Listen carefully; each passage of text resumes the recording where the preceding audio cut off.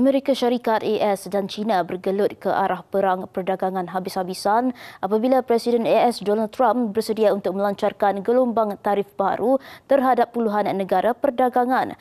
Kadar import dari puluhan ekonomi dijangka meningkat lagi selepas jam 12:01 pagi waktu tempatan yang turut menyaksikan tarif dikenakan AS ke atas produk China mencecah sehingga 104%. Tarif baru itu dikenakan selepas penolakan Beijing terhadap Trump yang kekal berpegang kepada tarif baru walaupun indeks utama AS jatuh semula semalam. Presiden AS percaya dasarnya itu akan memulihkan pangkalan pembuatan AS lantas memaksa syarikat memindahkan operasi ke AS. Bagaimanapun, ramai pakar perniagaan dan ahli ekonomi meragui sejauh mana perkara itu dapat berlaku dengan cepat sekaligus memberi amaran mengenai inflasi yang lebih tinggi akibat kenaikan harga disebabkan oleh cukai itu. Menurut Trump, AS boleh meraih hampir $2 bilion Amerika sehari daripada tarif itu. Pada asalnya, Trump mendedahkan tarif tambahan 34% ke atas barangan China. Tetapi selepas China mengenakan 34% tarif timbal balasnya ke atas produk AS, beliau berikrar untuk menambah 50% cukai lagi. Selepas mengambil kira cukai sedia ada yang dikenakan pada Februari dan Mac, ini akan menjadikan jumlah peningkatan cukai ke atas barangan China mencecah 104%.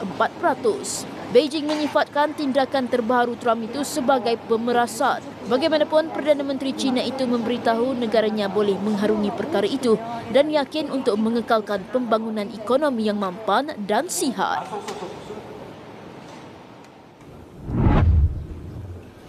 Ekoran pengumuman itu, saham di Amerika Syarikat AS ditutup rendah semalam.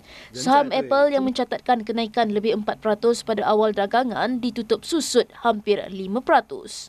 Syarikat pengeluar iPhone mencatatkan kerugian lebih 22% dalam tempoh 4 hari dagangan berikutan kebimbangan yang semakin meningkat terhadap tarif memandangkan kebanyakan iPhone dihasilkan di China. Indeks purata perindustrian Dow Jones susut 0.84% atau 320.01 mata. Indeks S&P 500 pula merosot 1.57% atau 79.48 mata. Manakala indeks komposit Nasdaq jatuh 2.15% atau 335.35 mata. Dalam perkembangan berkaitan, Trump memaklumkan menerusi media sosialnya, beliau telah mengadakan perbualan telefon dengan pemangku Presiden Korea Selatan. Beliau turut memaklumkan Jepun akan menghantar pasukan terbaik untuk berunding selepas berbual bersama Perdana Menteri Shigeru Ishiba. Trump berkata parameter tegas tetapi adil sedang ditetapkan dan menggesa Jepun meningkatkan pembelian kereta Amerika, produk pertanian serta banyak lagi barangan lain. Ekonomi global terjejas teruk sejak cukai asas 10% dikenakan AS berkuat kuasa pada hujung minggu lalu yang mencetuskan kejatuhan ketara pasaran saham di seluruh dunia dan menimbulkan kebimbangan kemelesetan ekonomi.